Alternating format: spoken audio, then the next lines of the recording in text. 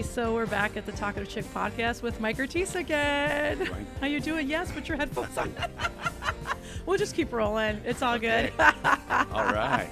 We're Yeah. rusty. It's been a while. Yes, it has. Good to be here, Susie. Yes. Look at you. You know, I feel like, well, I don't know how long ago, maybe 3 years ago, you and I were talking at my sister's house. Okay. Yeah, I think it was about 3 years ago, right? Yeah. And you were like, I'd like to, if I did a comedy sketch, would anybody want to come and listen? Yeah, the plan was I was supposed to do like a free show in the backyard of Addie's backyard. And I was like, would you guys come to it? Because I was like, I need a trial run to see if I'm going to be funny. Yeah. Right. And ever since then, it's just been a meteoric rise. And look at you. Thank you. And I love it. I got to give you credit. You have kept your promise. I made you promise back then that you would not forget the little people. Yes. And she brought me back. She's brought me back. She's not forgotten. I've Susie, not forgotten about Mike Ortiz. Thank you. Thank you. You're famous now. Oh my God, you're so funny. And you still remember us. So appreciate it. Thank you for being my friend. Every time I still, when I talk to Mike Ortiz, and he probably doesn't even know this, but sometimes on bad days I call you on purpose.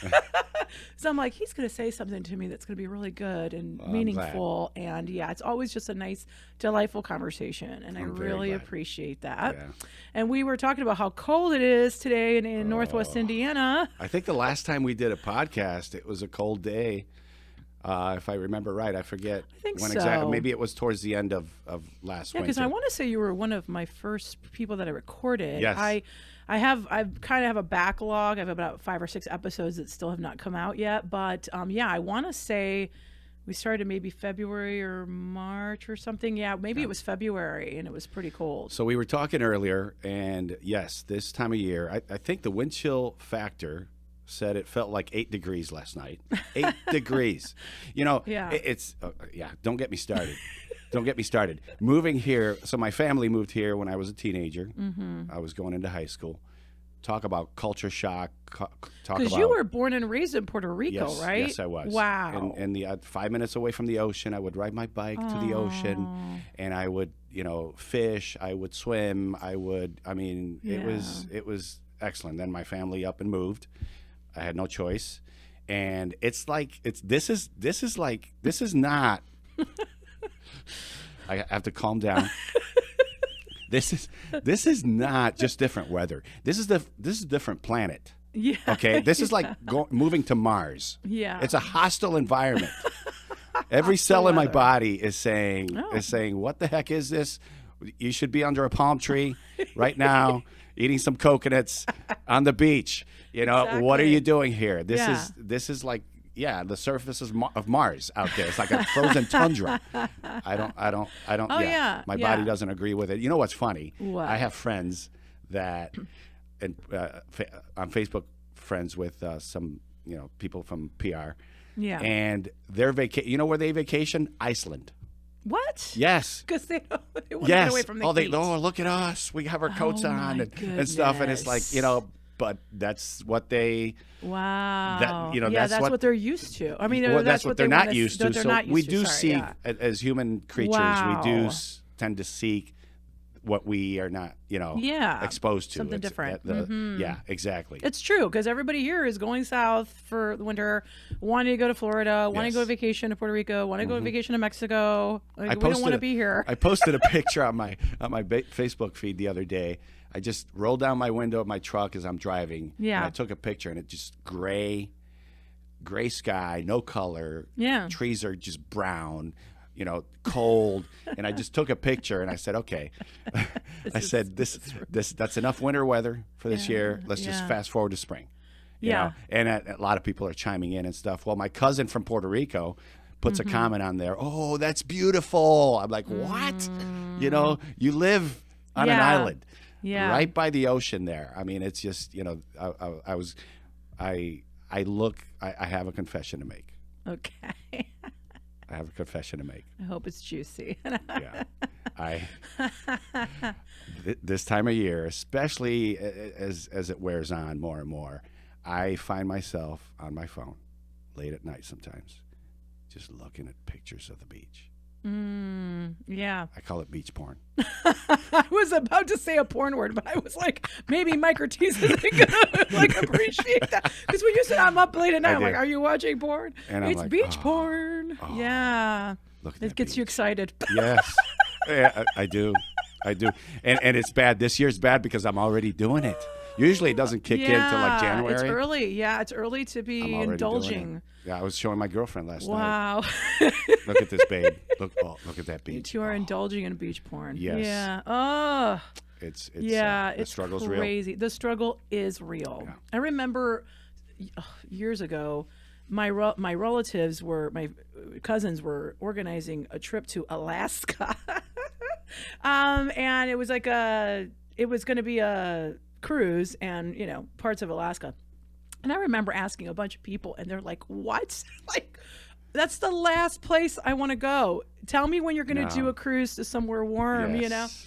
Finally, after like the sixth person, my friend Irma really wanted to go to Alaska. That was like her thing. And so we went, and it was so funny because this lady was there from Brazil, and she was miserable. I mean, she was just like, it's so cold. Like, and we were out in the cruise, like, you go off the boat, not off the boat, but we were on the boat looking outside. And there was glacier, like the glaciers and all that. That's the best way to see it because the boat's getting really close to them. And I mean, it was like wind and gust and snow, like snow and everything. No. And me and her were the last people to leave the outside. Like everybody was going back inside. They're like, screw this. We don't want to see the glacier. And we're like, we got our hats on and we're like, Yeah. But we're used to this weather. But I mean, I was born in this weather. You know what I mean? Where being born in Puerto Rico, I wonder if there's a thing about that. Like I think your body was used to that. I have a theory. I don't. It's totally non-scientific. Can't prove it, but I think wherever you're born, it's like that's stamped into your DNA, and it's like that's. I was at the store yesterday. This guy's in shorts. It's 8 degrees outside with the wind chill. I said, "What are you doing?" he's like, "Hey man, I just like being comfortable. I'm comfortable."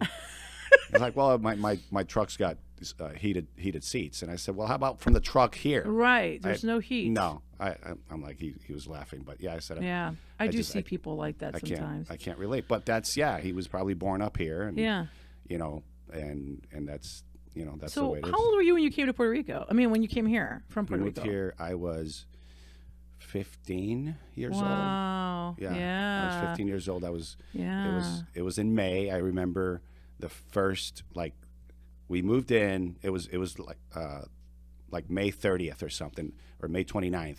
The next day, there was a church picnic for Memorial Day. Memorial Day. Yeah. That would make sense. Memorial Day, and it was like you know how Memorial Days can be. Sometimes they're nice, and sometimes you get like the 45 degrees and raining all day. That's cold. how it was. Oh no! I could not feel my extremities. Oh. I had never, the coldest weather I had ever experienced in my life was like 65 degrees. Wow, yeah. So I was dying. Yeah. 45 degrees. Yeah, it's oh my gosh. Anyway, unbelievable. That is crazy. So we always, so you and I always have interesting conversations, no matter the topic. Yes. Yeah, you are the talkative chick, and that's awesome. That's Thank awesome. you so much. I'm so glad you're here. I think I've said this before, but our conversations are great because you are the funny, you see the lighthearted side of life, and I can tend to be, even though I'm doing better, my girlfriend's kind of balancing me out. Yeah, she's a lot of fun. Your girlfriend is a good addition to your life. She is. I will say. Yeah. She's a lot of fun. She is. I can tend to be very serious and philosophical, and ponder the deep things of life. I know. I remember when we got reacquainted. I was like, man, and I think I told your girlfriend this. I'm like, I wanted to shake him up and like give him a couple shots of liquor, like loosen up. Like life is great. Like, why are we so like But I think that's just it's just your personality or the way we grew up and all of that. But I love that she's kind of bringing a lot of fun into your life too. Yeah. So that's really good. But she's great. So what's our topic for the day? So our topic for today is none other than stress and anxiety. Stress and anxiety. We all go through stress and anxiety, believe me. Yes. Even comedy can be stressful and bring some anxiety to your life. And I mean, life is just, life is so interesting because I know in my life, I don't know if this is the way it is for you, but like, I feel like when everything's going good, everything is going good. Like this is good and this is good and this is good and this is good. And then when stuff hits the fan, I guess I should say the word, when shit hits the fan, it's like bad, you know, like a couple of like then the icing on the cake is the last, you know, it's just like, wow. Because I've had moments like that where I literally break down and I'm just like, I can't take like another thing right now. Like I can't take another thing. So it seems to go in streaks. Yeah, for me it goes in streaks. I don't know about you, but it definitely, problems come in streaks for me. It's rarely a time where there's one little problem only. I mean, I don't know, but yeah. That's interesting. I will say, so first of all, I want to say that with these conversations, I just want people to know that, you know, we're not experts, of course. Yes. This is the humbleness of Mike Ortiz, too. He's very humble, which is awesome. So I don't like arrogant people. We are not experts.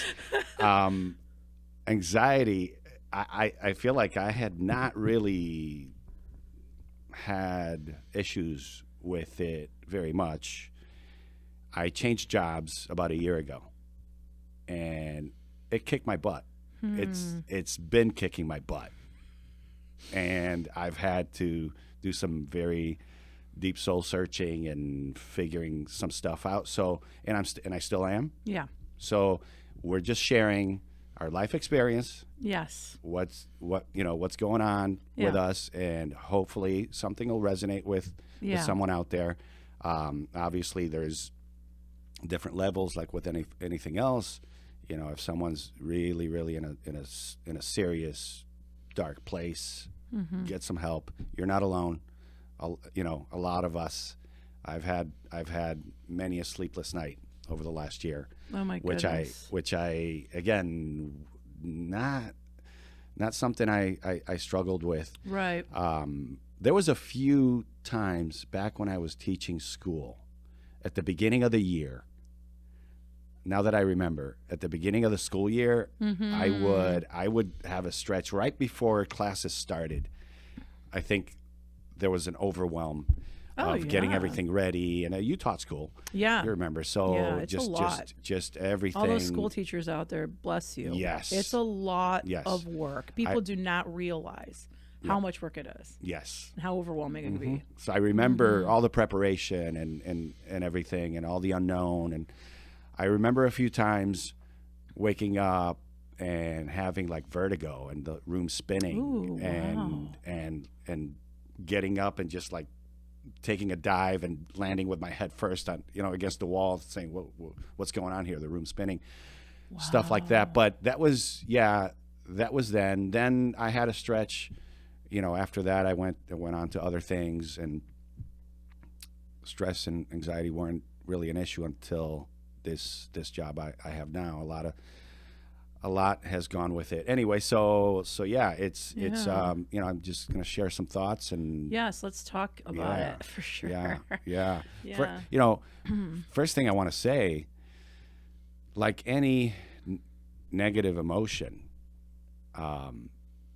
anxiety does have a purpose, and it's not something that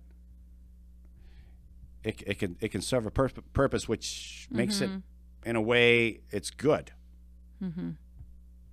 if it serves a good purpose, right? You know, so I also feel like it's circumstantial, right? Like it depends what is bringing on anxiety. Like I know we've had our talks about, like I had a lot of anxiety starting out with comedy.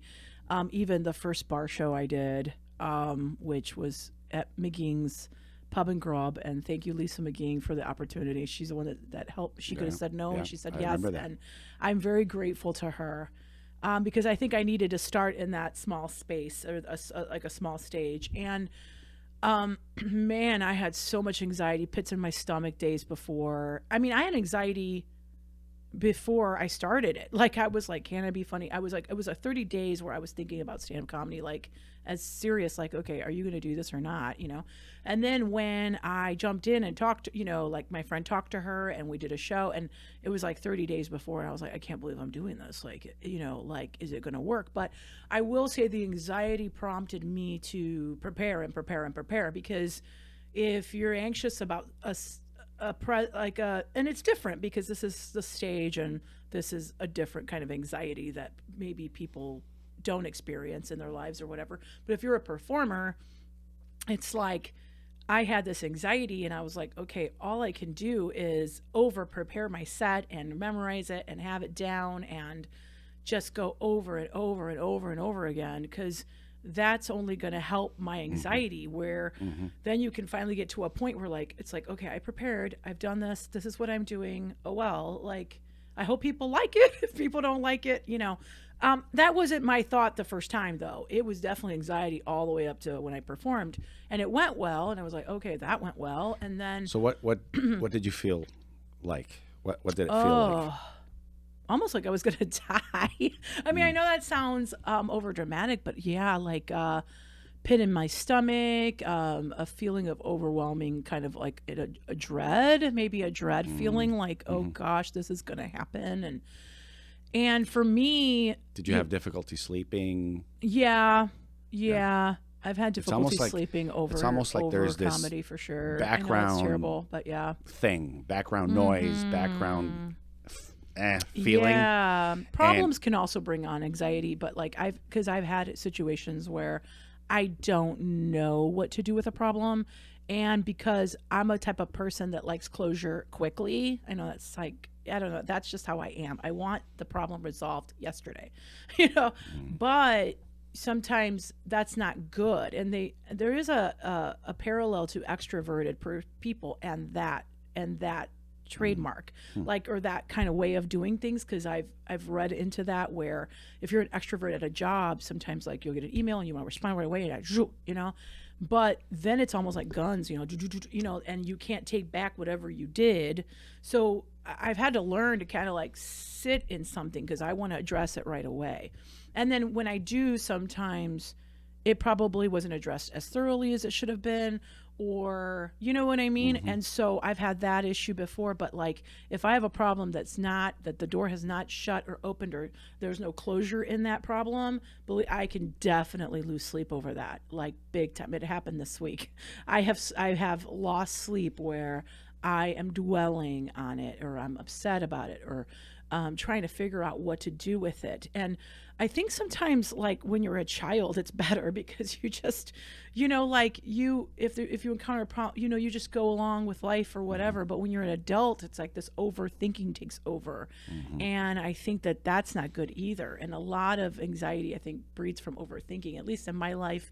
So, and it's not necessarily what's happening, it's the story you're telling yourself around it. Yes. And that's overthinking. Oh, yeah. Because there's like, what if I get up there and nobody laughs? What if I get up there? And then I've had to kind of be a like worst case scenario person, where I'm like, okay, worst case scenario, like you get up there and nobody laughs. Okay, well, it's an ego, let down. You're going to feel like crap.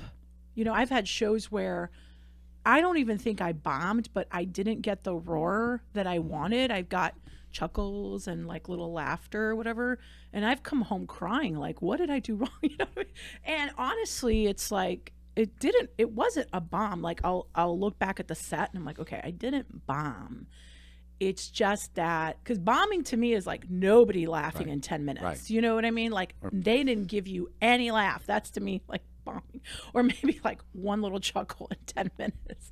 Yeah, I know. And you're your worst critic, obviously. So you're going to be harder on yourself than anybody else is.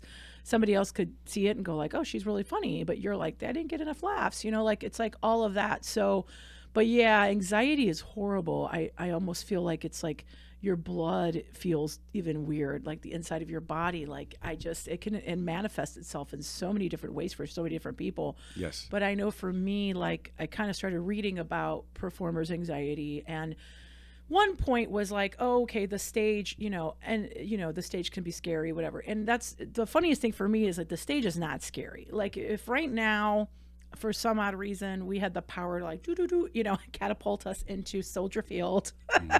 There was all those people, and somebody said, "Oh, you just have to go up there and tell them about yourself." Like if it wasn't stand-up, I was like, okay, would have no problem getting up there and talking. I know that sounds crazy, but I grew up on the stage with church. We were on the stage all the time, singing, reciting Bible verses, doing little skits. I mean, I was always on the stage. I was playing the piano.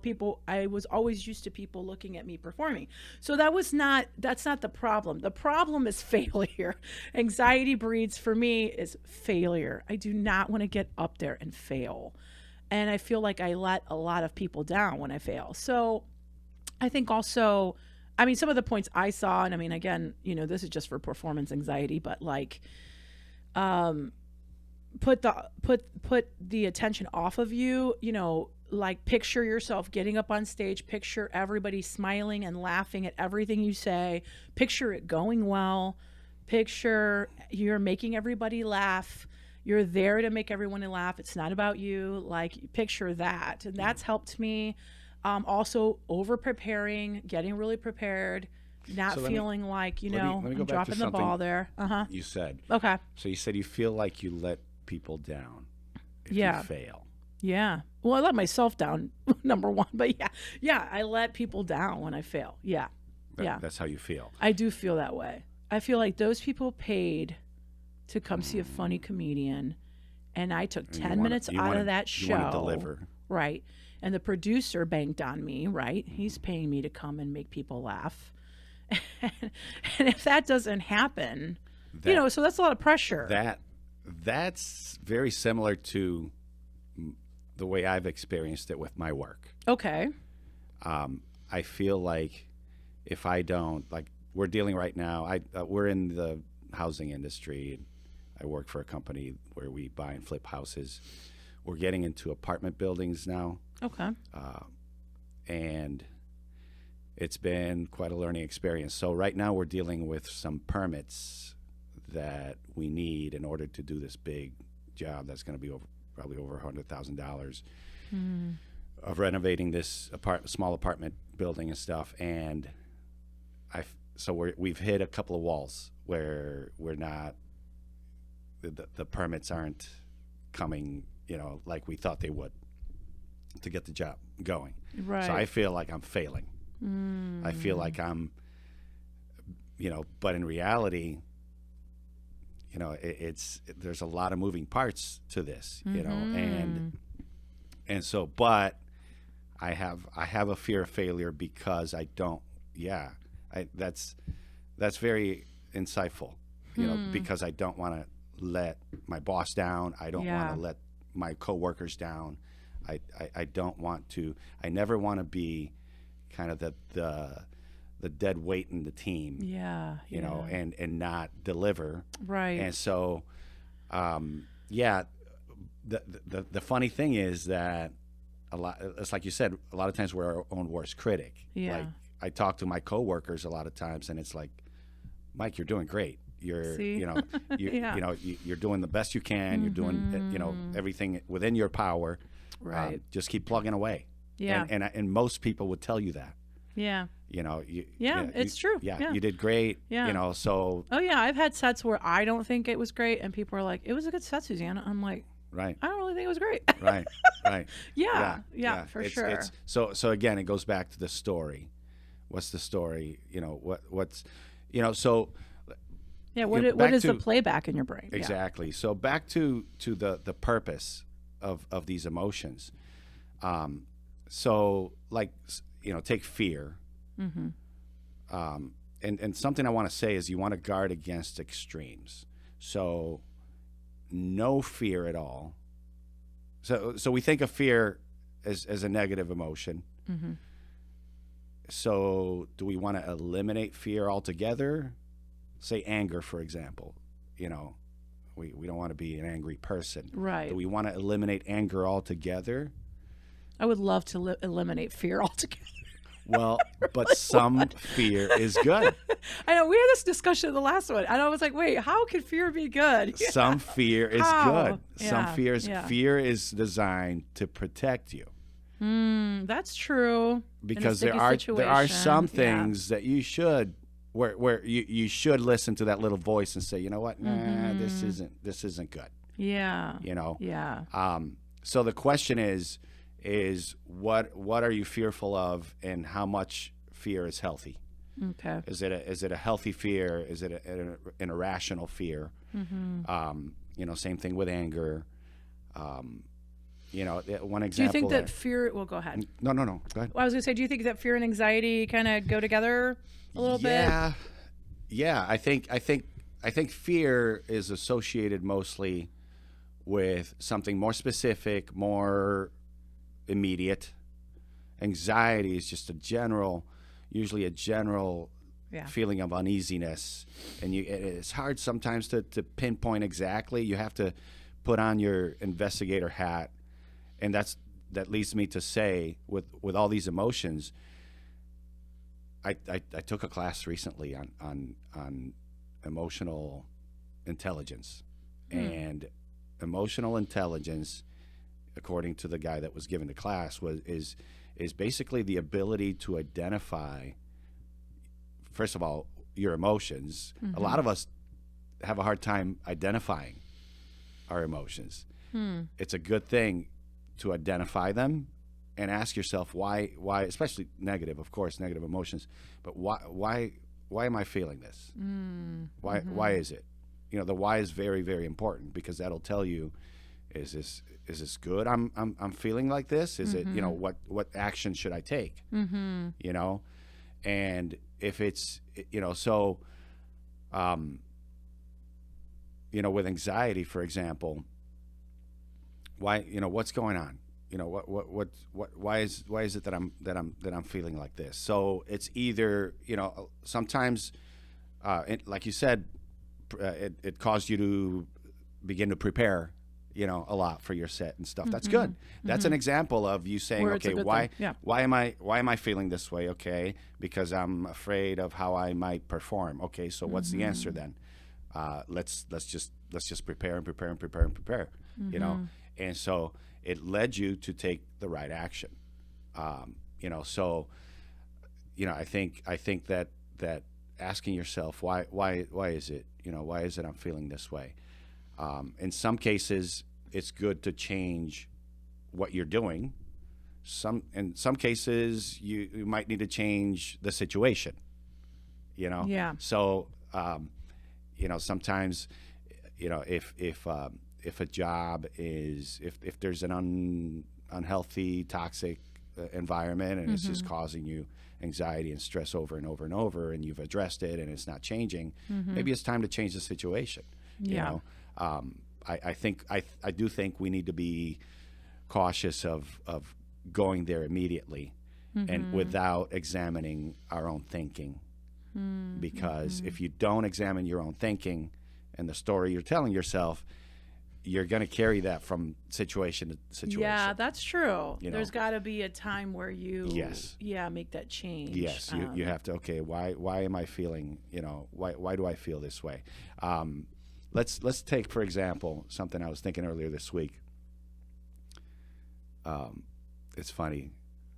My girlfriend and I have talked about this. So I tend to be a little bit of, I don't know if you've heard of attachment theory. So some people are anxious, have an anxious attachment style. Some people have a more, I forget the other one, but it's more of a distant, or you know, they like a little space. Okay. You know, and stuff. So people who are anxious about their attachment, you know, with their attachment style, if you reach out to someone, for example, and they don't respond right away, or something like that, the story begins to, you know, especially when you begin dating and stuff. It's like, oh gosh, okay, she's tired of me. Yeah. You know, yeah, she don't want me. Yeah. Oh, that is so true. I think I need to tell her we need to break up or whatever.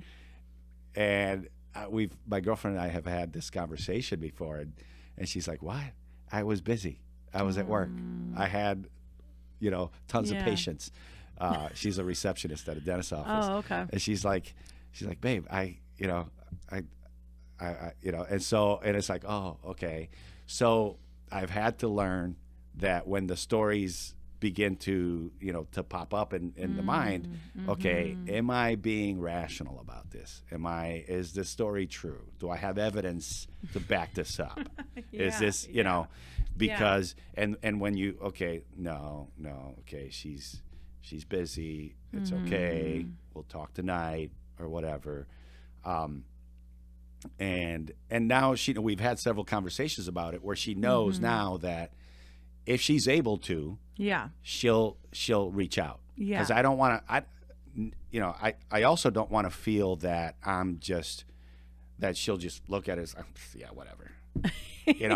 That I'm so low in the totem pole that it doesn't matter whether or not she, and she never wants to answer, or she doesn't want to talk to me unless she has to. If that's the case, then we have issues. Right. So as long as we know that, and she's like, no, so what I'll do a lot of times is I'll make a little video or something, and I'll send it to her, just, hey, I'm thinking of you, this, that, or the other, just had a great time the other day, and I'll send it. And I feel like and that way she can watch it, see the video whenever she has time or whatever. Right. And if she doesn't have time, that's fine. Yeah. That's an example of one area where I've had to adjust my thinking. Yeah. Okay. If she's not able to look at the message or answer it, and within a certain amount of time, it doesn't mean she doesn't want me. Yeah. Wow. Okay. Very interesting. Yeah. Okay. Yeah. All right. So there was story number one that didn't line up with reality.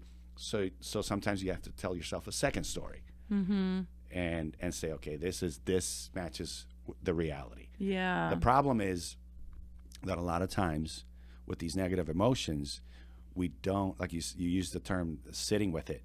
We don't sit with it long enough. We don't want to sit with it long enough to do that investigative and that self work and that self-reflection to get to that and examine our thinking. Yeah. What's the thinking driving this? What do I feel? Why do I feel this way? What's my thinking that's causing it? Is it true? Oh, yeah. And if it's true, then let's do something about it. If it's not, then let me change my thinking.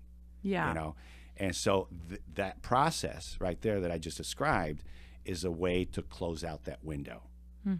Like on a computer or on your phone, how you tap at the bottom. Close all. Yes, close all. Sometimes the more you can keep, and that's a huge source of anxiety, is too many open windows. Yes. Too many open windows.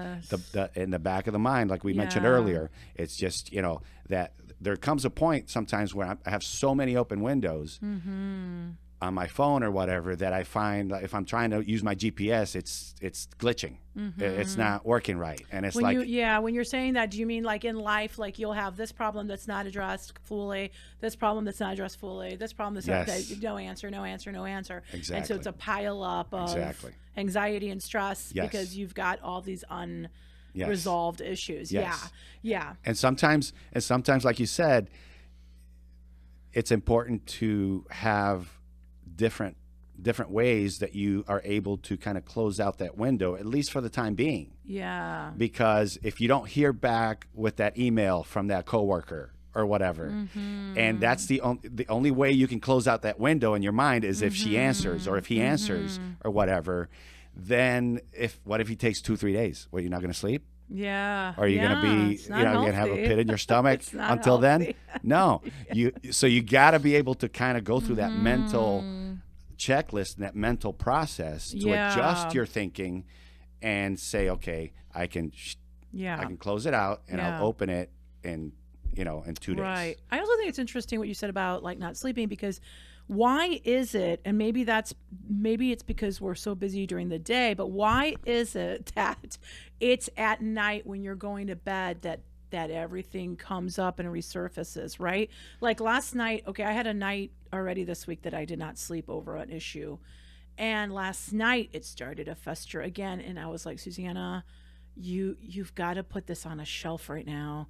Like, you can't worry about this right now because you need to sleep, because you have a podcast tomorrow.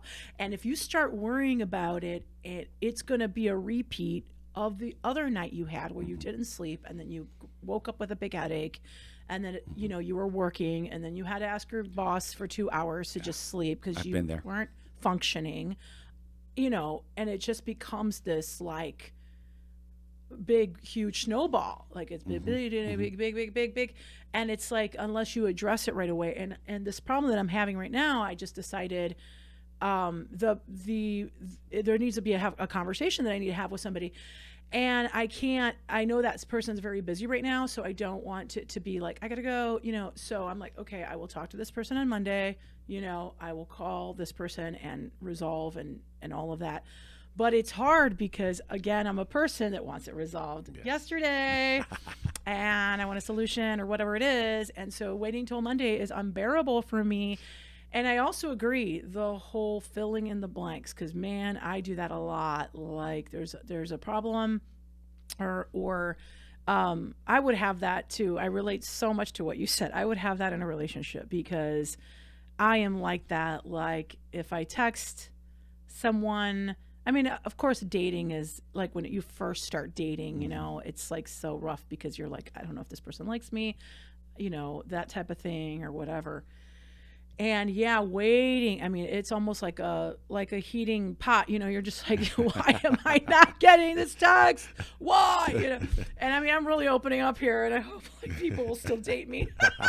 But it's just like, it's just like, oh my goodness, And then you start like, how busy could he honestly be? Like, really, like, da da da. And I mean, all these scenarios come into your brain, And that's it's crazy. We've talked about that before. I think we did back when we were doing videos on Instagram. On Instagram, yeah.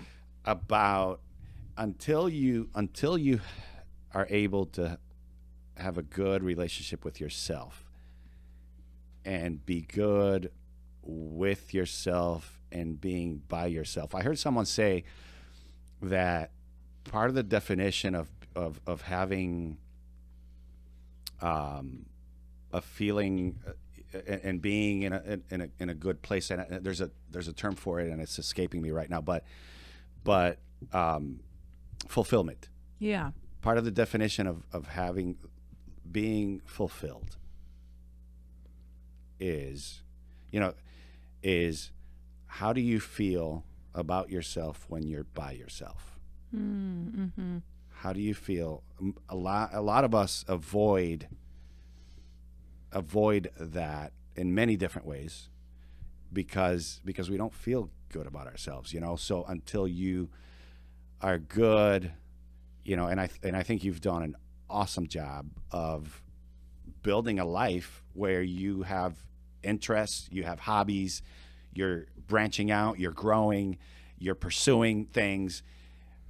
The fact that you're doing all that helps you to build yourself, mm-hmm. and now you're able to enter into a relationship as a whole, as a whole person, and not because you don't want to go into a relationship in order to find yourself. No, no, no, because no, not at all. Because I mean that's just not good. That's the definition of codependency, which I very familiar with. That's one of the issues after I went through my divorce.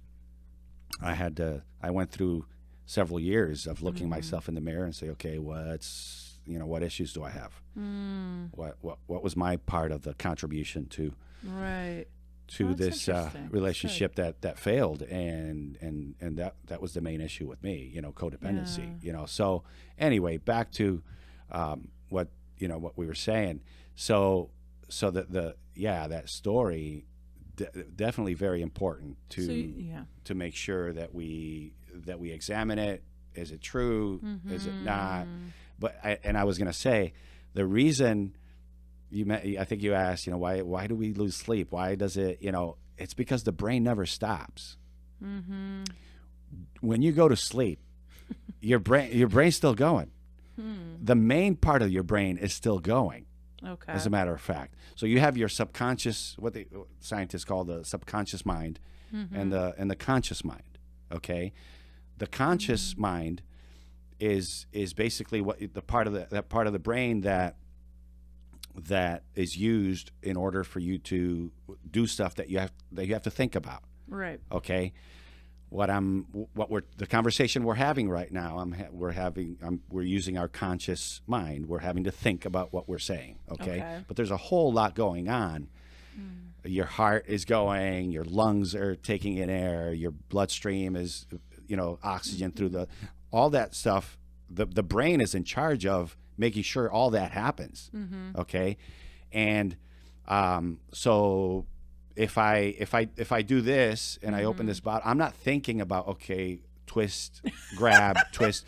That's, right. That's done subconsciously. Yeah. When you get in the car and you turn it on and you take off down the road or whatever, you're not, remember back to when you were first learning to drive and how you had to really think about it. You don't think about it anymore. Because as much as possible, your brain tries to delegate as much as possible to the subconscious, so that way it can operate when it has to operate consciously, it can operate at optimum performance. Right. So as much as possible, the brain says, okay, what can we put in the part that we don't have to think about? We don't want to think about this. So so as much as possible. That's why when you start a new job, there's extra stress because you're having to think about what you're doing, and you're not, but then when you get to the point where it's muscle memory and you just do it, okay, that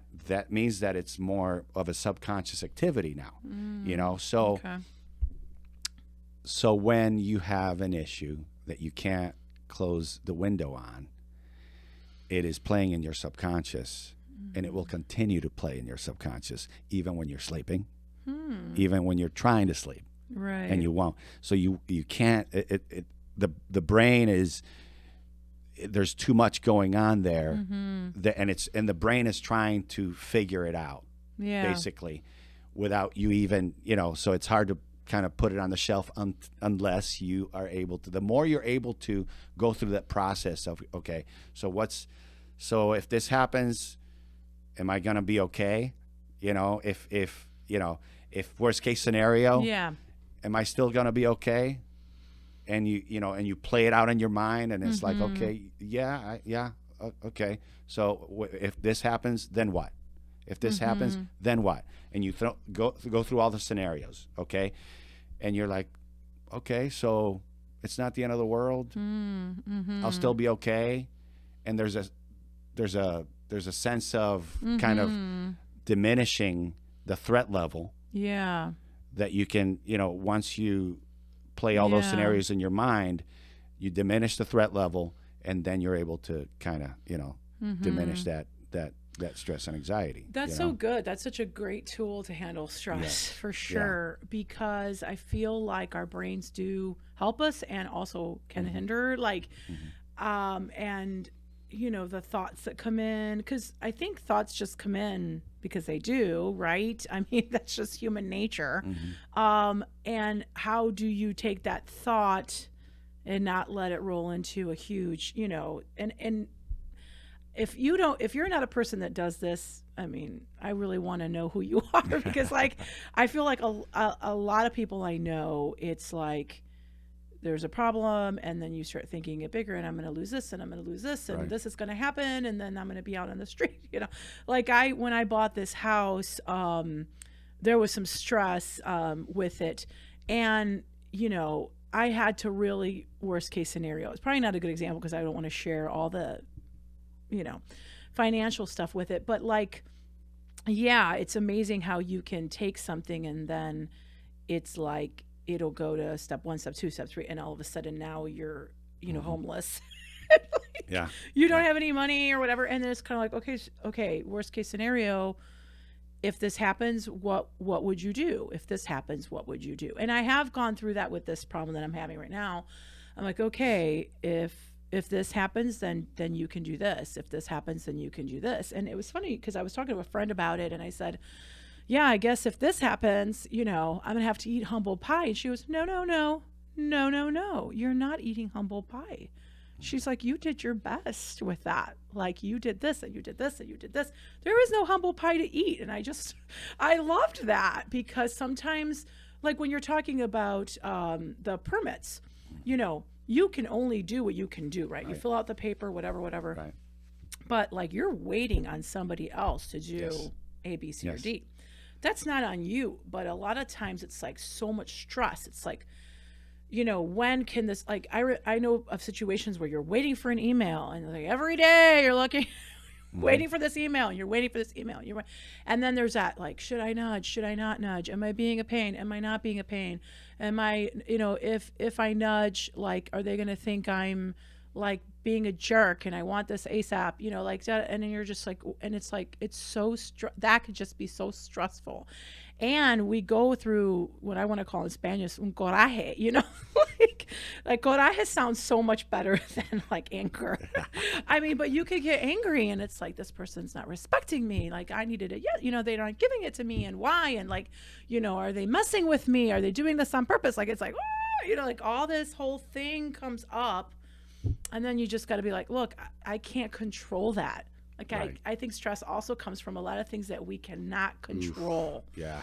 Right? Yes. And I feel like, there's no guarantees sometimes in this life. Like, I mean, you can have solid people around you, and betrayal can still happen in marriages. I mean, you can have somebody just say, look, I'm out, and you have no control over that. And it's like, there's just so many things with life that we can't control. And it's like, you got to bring it back to what you can control. And it's like, look, 3 days later, I said this, I was like, hey, any word on this?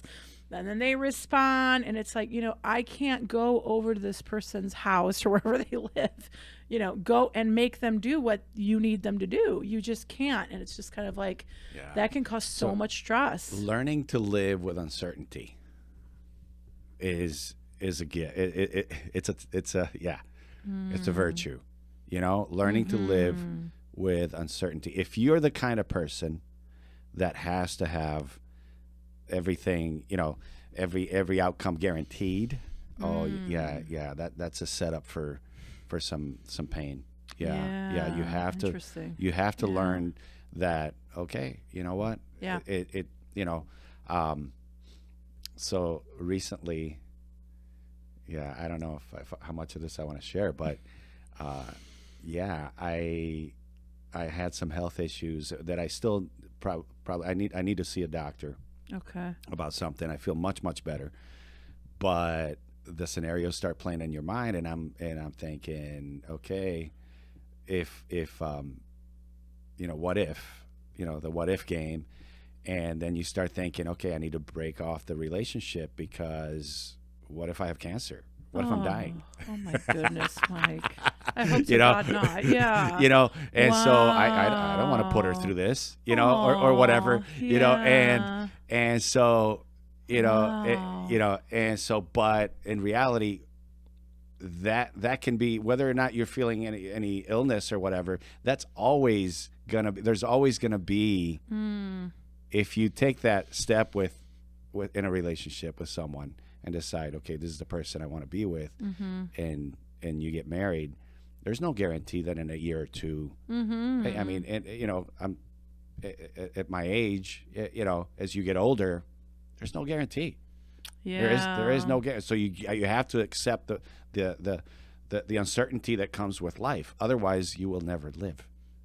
You'll never, as if you're able to accept the fact that life brings uncertainty, life brings risks, and just take the action anyway, and decide we'll deal with it when it comes. There is a part of me that wants to have everything buttoned up beforehand, and have all the all the T's crossed and all the I's dotted and everything buttoned up. Okay, now, let's make sure everything's going to be good, and now we can. No, well, then you'll never take that next step with anything in life. That's true, because fear and that fact of uncertainty can stop you.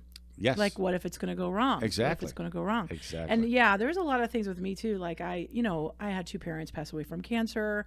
I feel like Facebook, I feel like everybody's getting cancer. I know that sounds crazy, but it's like at every turn you're seeing people that you went to high school with, getting cancer. You're seeing people that you went to college with getting cancer, and you're like, and these people by all means look very healthy. It's not like they. Right. You know what I mean? They're probably not real big drinkers. They're not, smoking. They're not. And you're just like, my God. And so, yeah, I feel for me too, like health problem, any little thing I find, it's like, this might be cancer. Like I always have that. And that breeds a lot of anxiety and stress that doesn't need to be there. Life is funny in many ways, but, there's no... Life can bring a lot of pain. It's just there's disappointment, there's broken marriages, broken relationships. I've had that. So what do? Do you say, well, I don't want to get hurt, so I'm just gonna close myself off and not experience life? So to that point, so remember I said about guarding against extremes. So do we want a life that has no stress? Yeah. Too much stress is bad, of course. Unhealthy stress is bad. Zero stress is bad too. Think about it. How could you not? Well, stay in bed all day. Yeah, right. That would don't be go to work. Stressful. Yeah. Don't go. Okay, but there's stress in that. Yeah. Because so you got to pay your bills with money that you need at work. Exactly. So it's choose your poison, pick your problem. Yeah, it's so true, right? So you are. I think when part of becoming a mature adult is realizing that life is about choices, and you don't get to nobody gets off free. Nobody gets off problem free. It's which problems are you willing to have? That's the big question. So there's a certain level of stress that I'm willing to have, because the alternative is, I don't want the alternative. So if I moved to Puerto Rico, I wouldn't have to deal with this cold, right? Right. But I'd be preparing for hurricanes. Yeah, it's another whole thing. Right? Yeah. I'd be dealing with the heat and humidity in the summer, which I don't mind. The hotter it gets, the better for you. I'm good. Okay. I'll just jump in the water and I'm good. Yeah. But so it would come with a different set of problems. Another set of so issues, which problems am I willing to have? Right. If you're happy with your working your job and you're making pretty good money, but you want to be a comedian. Okay, are you willing to deal with the problems that come with that? Right. You've had to realize, it's not all about getting up on stage and that was fun. I wish it was that simple. But you got to set up venues. Yeah, if you're producing, it's a lot. You got to deal with people and then dealing with the community. Or if you're doing great, but or if you're doing a show, now you got to see, okay, how much am I getting paid? Do I want to get paid? How much am I getting paid? Do I talk to somebody about this or whatever? So Yeah. I remember going to this thing with John Cusack, and I know he gets a lot of flack because some people say he's not the nicest guy. I don't know, I don't know him, but it was Fidelity. They were playing the movie Fidelity, and then he was going to have a question and answer afterwards, or an interview. And, it's very Chicago. I like John Cusack, like I liked his work in the past. And so I went to this thing. It was really interesting. And then the interviewer could have been a little bit better. Like she was kind of asking him frivolous stuff, like hot dogs or hamburgers, boxers or berets. And I'm like, you have John Cusack in front of you. Right. Like, why wouldn't you ask him deep stuff about, when you produced this movie or when you did this or whatever, like it was just so, I was just so like, what? Then they had a question and answer where they opened it up to the audience, and then that's when it got good. Is we lined up, and then everybody had a question, and it was really good stuff. And then it was my turn, and I was in acting at the time. I hadn't done stand up yet, but I said, how do you handle? I'm like, I'm sure there's been problems with, like when you are doing any kind of movie or whatever, like how do you handle it? And he said, you know what? You have to realize that anything that you do creatively, you will be faced with the struggle and the problems and conflict. You will be faced with that. It doesn't matter. Anything worthwhile. Yeah, you're going to be faced. Yeah. And he goes, and almost you have to just embrace it. You have to embrace it instead of going against it.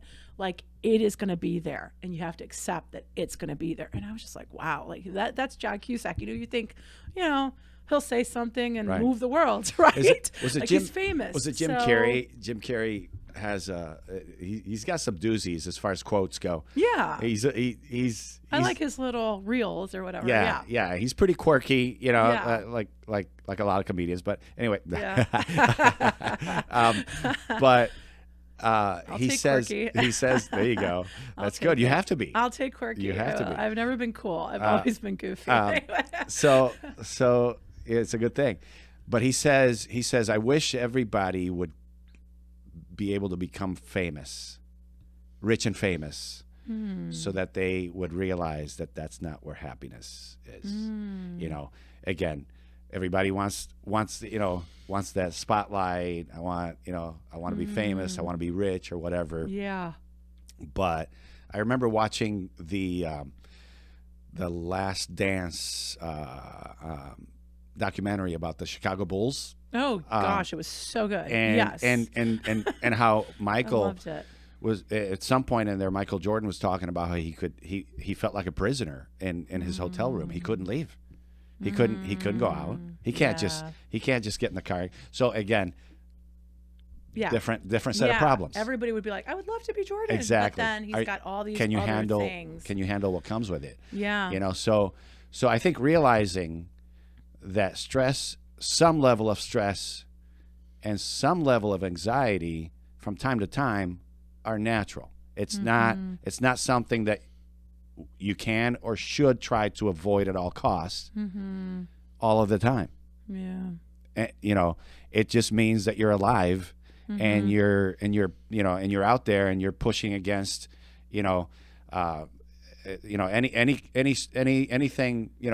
anything you do that pushes the boundaries is gonna give you stress. It's gonna give you some level of, so you don't want it. Again, you don't want the extreme. You don't want it to get so much that's overwhelming your life. You don't want to ever, to not have any at all, because then it means you're just not doing anything. Yeah, you're at all. sedentary, basically. Exactly. You're not even looking. Exactly. So, points to cope with anxiety and stress. What are things that we can do to I'm glad cope? you said that. Can you are you able to post a link to a website? Yeah. I'll give you one. So. There's one I was looking at. Yeah.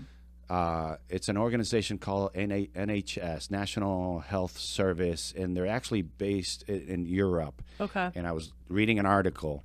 It's 20 pages long, and it's basically takes you through a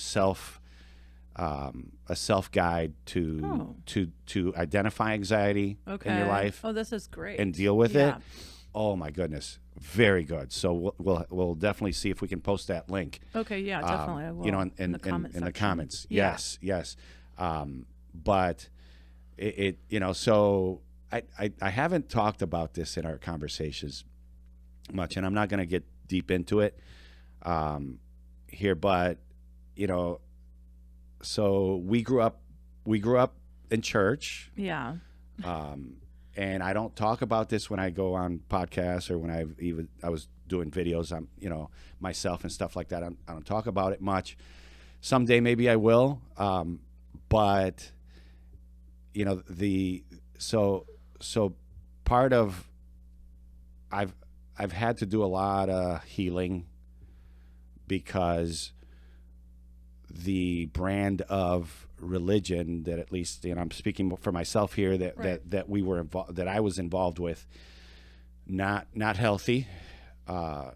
Again, there's good people that are still involved with that brand of that church and all of that. Mm-hmm.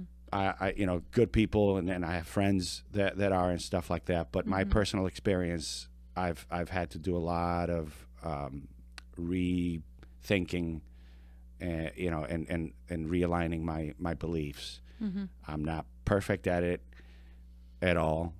I feel like I struggle in my relationship with God. It's a struggle. How do you have a relationship with someone that you can't see? How do you have a relationship? And I realize that some people that may be listening, whatever your belief system, I'm not here to preach at all or anything like that. I do personally believe that I think as human beings we have a spiritual side, and there's a spiritual component to these conversations as well. Yeah. So prayer, gratitude, meditation, those are all things that should be, in my opinion, explored. Okay. For stress. Yeah. For stress. Yeah. Yeah. Because so much of it comes, we've talked about it, comes down to are you able to get to a place where you accept uncertainty, you accept situations. And when you realize that you don't control everything, like you said, so you're at that point, then you're left with a couple different options in your, in the story you're telling yourself. Okay, so if I don't control everything, so is everything basically just out of control and it's just going to go crazy in whatever way, and there's I'm just going to be tossed about in life? Or is there a higher power that does control? And am I able to trust that there's a bigger picture, that there's a bigger plan, that there's a purpose to things, even if I don't see it? Again, not to get too preachy or anything like that. Right. I respect people's differences and different beliefs. Yeah. But in my personal experience, again, that relationship with the spiritual side and that relationship with my belief in God, that's a subject for another conversation because I believe it is important. And it and anybody that says, oh yeah, I know God. Okay, yeah, right. You don't. You have no idea. If God is who Christianity and the Bible says he is, he is infinite. And for you to say God is to say that you have an infinite mind. You don't. You know this much. You and I know this much. But I just wanted to touch on that real quick. That the fact that again, and I'm speaking from my personal experience. Right. Realizing that I don't have all the answers. Yeah. Realizing that there's a trust issue. There's a trust factor here, that realizing, the other day I had a situation that was causing me some stress, and I stopped and I said, stop fighting, stop.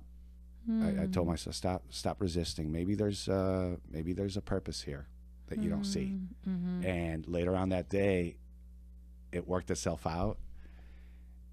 And a lot of times the energy that we're spending resisting. Yes. I heard someone say the other day, they knew someone who had cancer Mm-hmm. and had gone through the treatments, and the cancer was in remission. They had done great. Yeah. And they were sharing some of the things they had learned. Mm-hmm.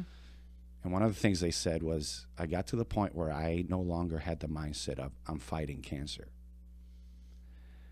She said, I changed it to I'm experiencing cancer. Wow. It doesn't mean you roll over and let it, Yeah.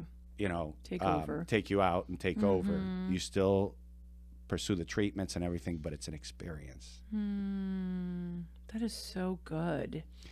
Because That when is you're so good. because when you're in a state of resistance, the body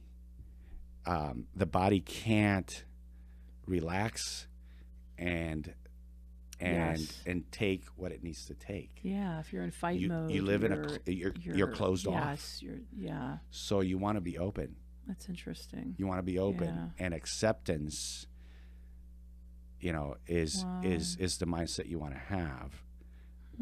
Again, and I think that trust is a big factor. What do you mean by that? Trust is a big factor. Like Trust. in what? Like trusting the process or trusting Yes. life Yes. and taking it in Yes. and Yes. accepting things? Yes. Okay. Yes. And I think for some people it looks that way. Yeah. In my case, Trusting God. trusting that there is a God that knows Yeah. me and Yeah. and knows what I need. Some people would Right. say the universe. Some people Right. would say nature. Some people would, Right. Yeah. But yeah, trusting that there's a plan here. Yeah. And there are times when if I don't see it, Right. then I just need to trust that there is, that it's not out to get me.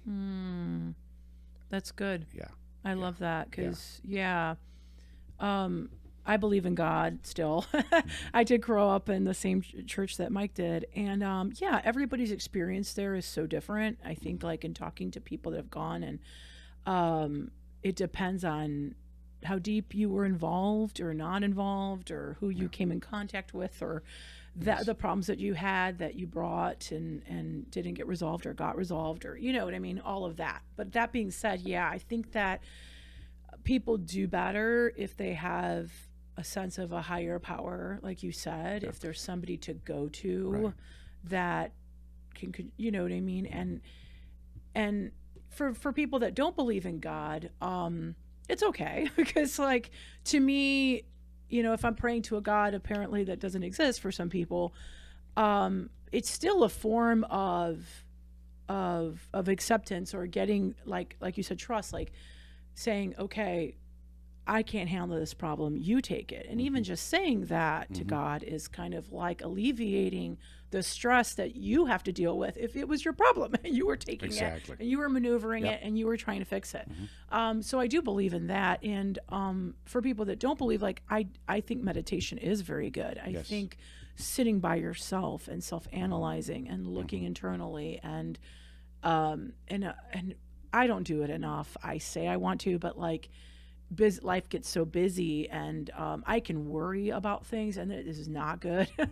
I really want to fix that in my life because I can really worry about things. And some people refer to what you just mentioned as like mindfulness. So there's, I just heard someone recently say that, a little bit of a difference between mindfulness and meditation. I've never, I've heard good things about meditation, never really practiced it. Some people, will repeat some kind of saying or mantra, regular, their breathing. I think breathing, breath work is good. Yeah. It's good, filling your body and your lungs with oxygen and, I think it can help send signals to the brain that because what happens when you're fearful or anxious or fearful for your life or whatever, your breath constricts. Yeah, you're almost not wanting to right? breathe. Like you're in survival mode. Yeah. So just changing the way you're breathing can reset the brain and the body and send a signal that I'm okay. Yeah. I'm okay. So like if people are having a panic attack or an anxiety attack or something, looking into doing some breath work and regulating your breathing and deep breaths, and stuff. It can calm the system down and stuff. Mindfulness has more to do with being in the moment, and because so much anxiety can be caused by what if. So your mind is just on the future, on what could happen, or perhaps you're living in the past and you're regretting, oh, this happened, oh, I can't believe this happened. So mindfulness can kind of bring you to, that's why, and everybody has different ways, but that's why I love in the summertime, I'll go to the beach at sunset as much as I can. And that's the place where I just kind of, I just kind of bring everything in, and I'm in that moment. That's awesome. And so to a happy place that makes you happy. Yes. Yeah. Yes. Oh, that's great. I almost want to cry just because, like, sometimes I forget about music. Like, music is and sometimes great. I'm like, okay, Suzanne, turn on some good music. Yes. And it does. It just really fixes your mood. You're like, all of a sudden, it's like it changes you. Like, it moves you to a different spot emotionally, and that's what the beach does for you. And like music too. People, you should see me. So my mom and dad, my parents moved about a month ago. They lived here for years, and they moved to Texas, and so it's been interesting. My mom, typical Puerto Rican grandma, she was always cooking, always in the kitchen, always would have a big pot of food, pot of rice, and whatever else, So it was like having every day after work, I'd swing by. It was like having a Puerto Rican restaurant drive-through. I mean, she would always have something. You're so lucky. so they lucky. moved. Yeah. But I'll tell you what, I enjoy cooking. Huh. I'm killing it with the rice. Really? Yes. So you're making Puerto Rican food? Yes. What? I'm making some we great all have rice. to go to Mike Ortiz's house. Oh man. And so I come home and I found another happy thing. I think my sister's the same way. Yeah. I'll put on some music. I have my cooking music. Your sister loves to cook. Yes. I call it my cooking music. I'll put on some Kenny G jazz or something like that, and or something like that, and and I just and sometimes I'll be you should have seen me this morning. I was cooking breakfast. I was dancing. I was dancing in the kitchen. I'll dance, and I'm thinking to myself, which. Again, the way we grew up, oh my God. We're not supposed to dance. That was a sin. I am going to hell. Anyway, so, but hey, David danced in the Bible. So yeah, I wonder what that was about. Yeah. Anyway, we see a video of that. So I put on the music. I do my cooking. Yeah. One of my favorite things to do with my girlfriend is cook together in the kitchen. Oh, that is awesome. We dance together. We were dancing last night.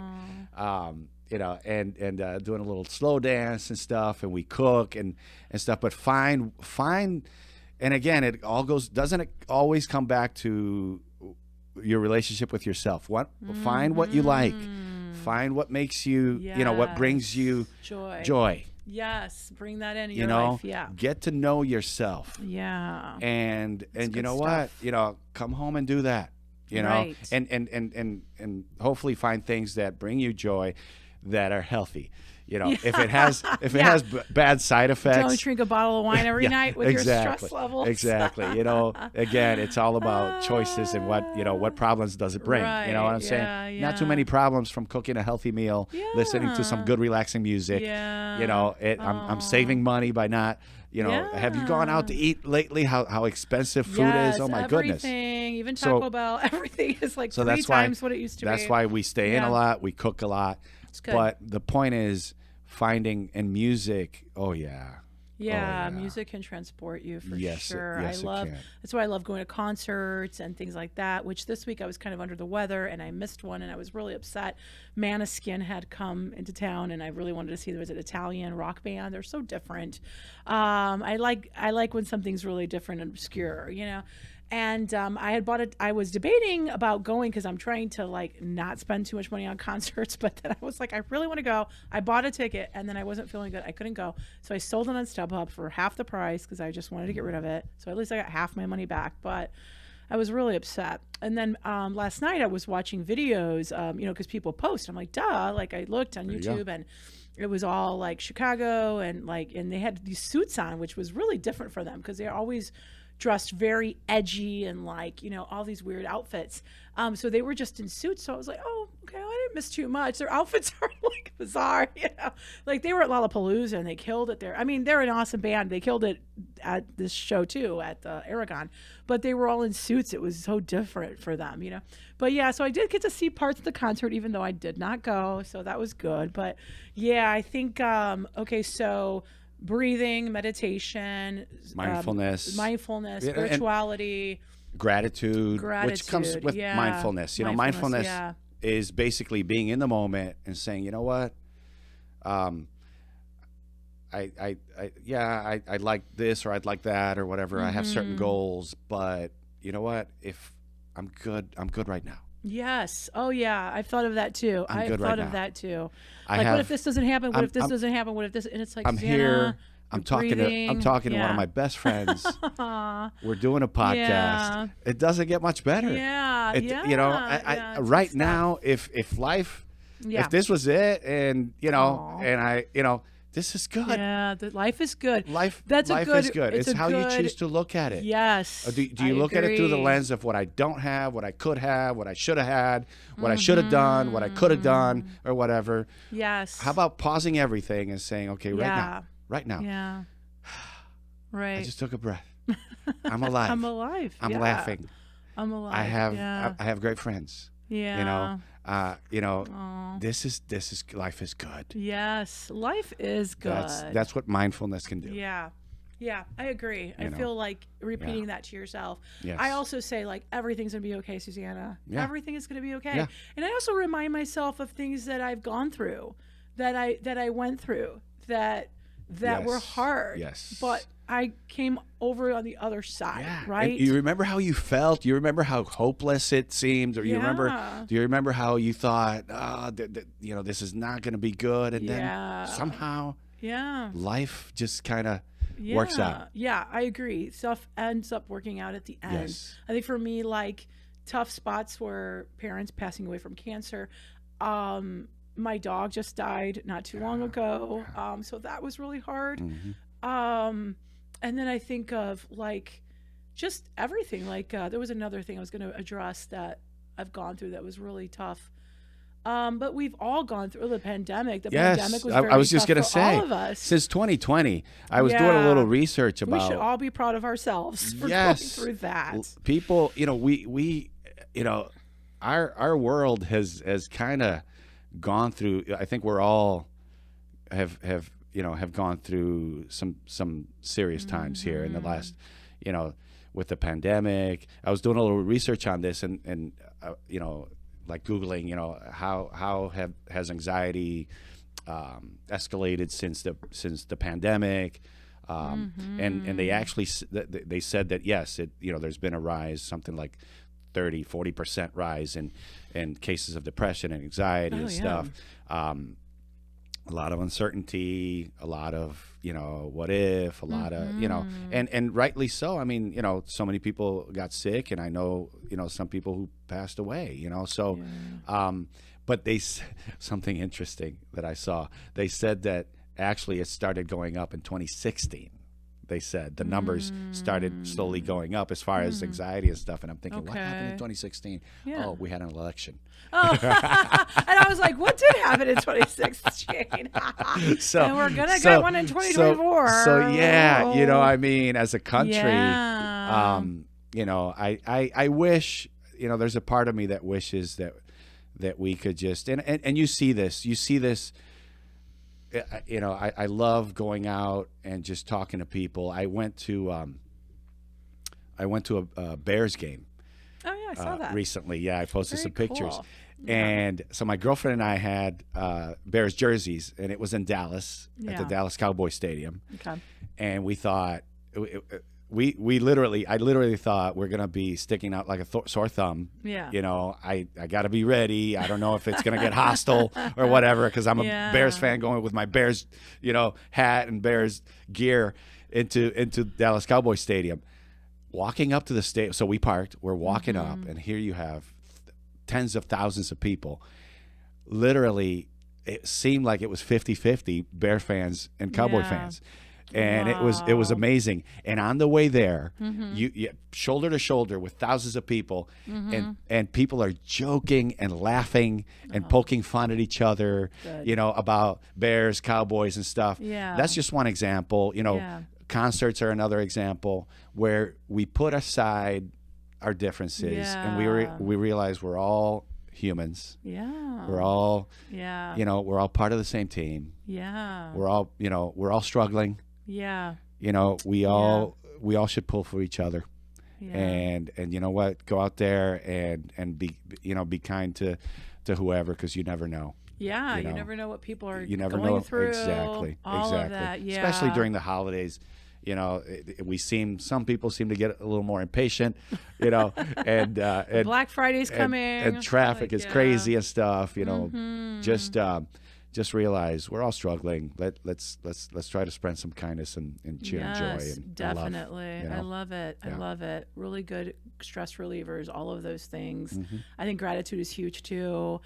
Spin it around. Look at the positive of your life. Yes. Because if you've got good health and if you've you've got a decent job and you've got a good family unit, like all of those things, friends, like be grateful for those things that you have. And you might, and again, social media is another one. Yes. Stop comparing yourselves to everybody else out there. Mm-hmm. And in the comedic world, I see it a lot, like just, one guy posted, and I get it. He's like, I look at posts and I'm happy for people, but then I'm like, ugh, it's not me. Right. You know what I mean? Right. It's not me. And that's not good. I try not to scroll too much. Just, Yeah.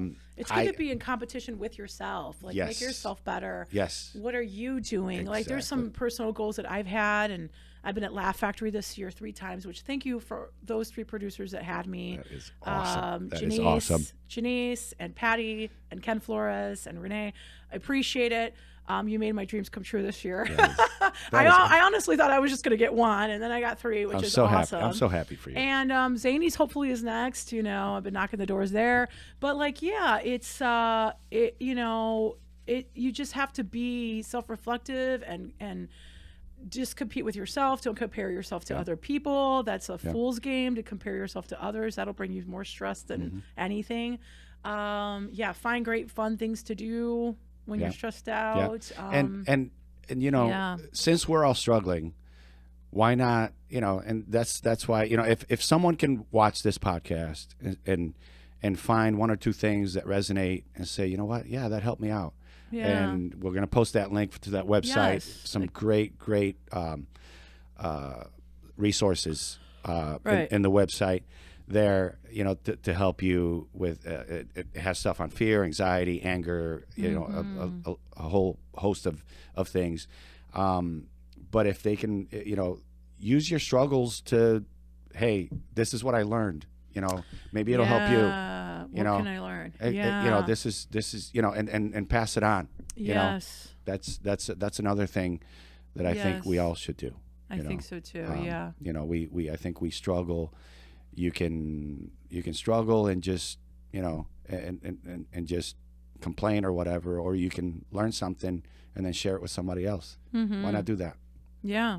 Yeah. And if you guys have questions, please comment on, once I post this, ask us, because I can come back to Mike and ask him. What do you think about this question that this person posted? You know, we would love that feedback from you guys out there too, because I look at you.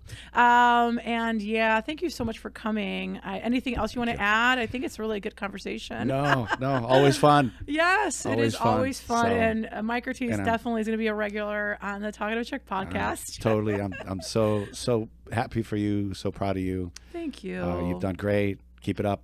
Thank you so much. I'm happy for you too.